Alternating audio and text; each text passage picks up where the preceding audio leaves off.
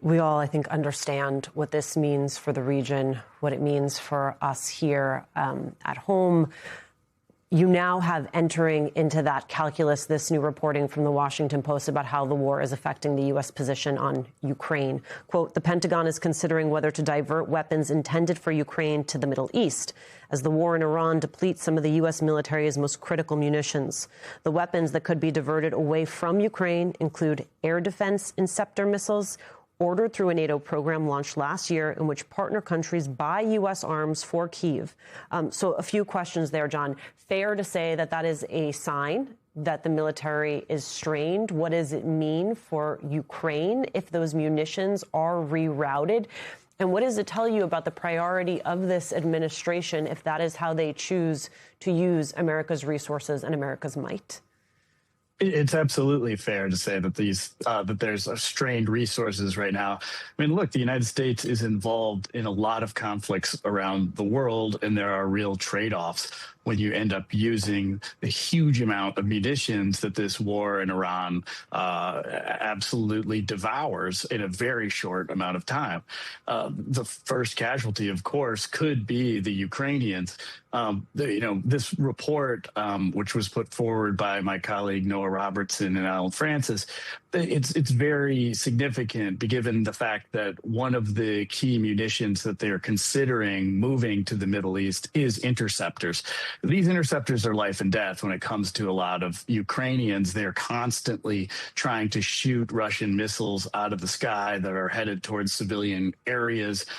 This is a massive trade-off. And in the big picture, you have to look at how the United States is involved in so many conflicts around the world right now. You've got Ukraine, you've got Iran, you have Venezuela, where we just very recently removed Maduro. And then you have the Trump administration openly considering regime change in Cuba right now.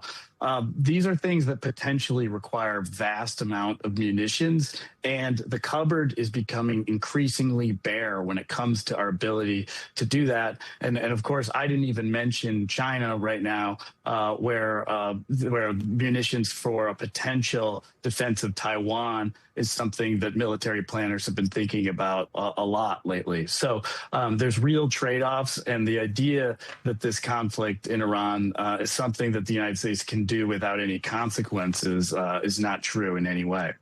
General Hertling, I want you to pick up on everything that we just heard from John Hudson there, what it means for leaders of the military to go and, to use John's words, find the cupboard bare, but also talk about the fact that this war that Donald Trump chose to start with Iran is now acting as a gift to Russia. Yeah. First, I'll just say that in terms of the sustainment of this fight, there's a critical element of strategy that says if you forget logistics, you're going to lose. We're forgetting logistics. We think we can cover all these different grounds.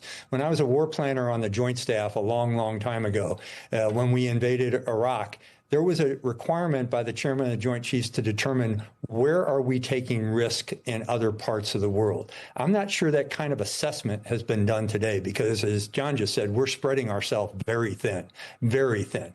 And the other thing I'd say is, we're taking the place of what Russia is doing inside of Ukraine. We're considering bombing different locations that are going to affect citizens and civilians in a country. Even the president is naming it a special military operations.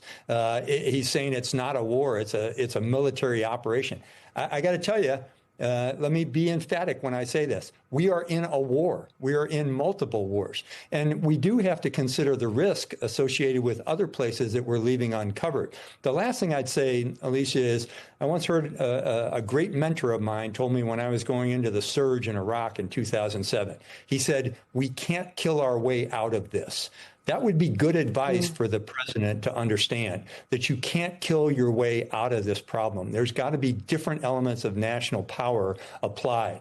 Policies, politics, diplomatic, and truthfully, in seeing what's been reported, the stance of both the United States and Iran in terms of the peace treaty that we're looking to sign or the cessation of hostilities, they seem as far apart as the Russian-Ukrainian cessation of activities. what they still have. Both see it very different ways. And truthfully, like I've said before, Alicia, I think the best condition we can get out of this particular conflict is a draw. There is no win-win. There's no win-lose. There's going to be a draw, and we have to work a whole lot more beyond just the military use of power. John, based on your reporting, are there intermediaries, are there advisors to the president that are making that argument to him that a draw is about the best they're going to get here?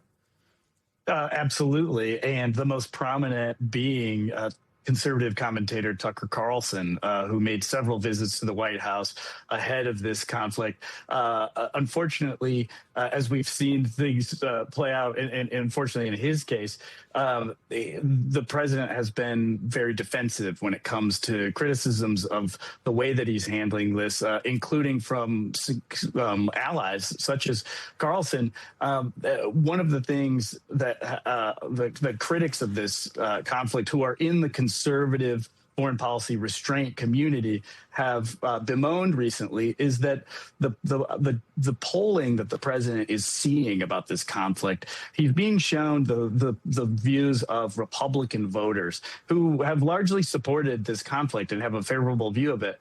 But the president is not seeing as much polling from independents and from Democrats. Independents, of course, being key to his coalition. And this is where this conflict is very unpopular. And so many people in his corner who want to see this end are saying, claim the victory, just recite the statistics about all of the military infrastructure that has been destroyed by the United States and pull out as soon as possible. But he's getting pushed in a separate direction from a lot of pro-Israel and Israeli voices in his circle that have said, go harder, go deeper, continue to the very end. And that's where the central tension is. And you're seeing it play out in real time in that cabinet meeting you mentioned, where the president is trying to deny that he is in the squeeze that we all really see that he's in.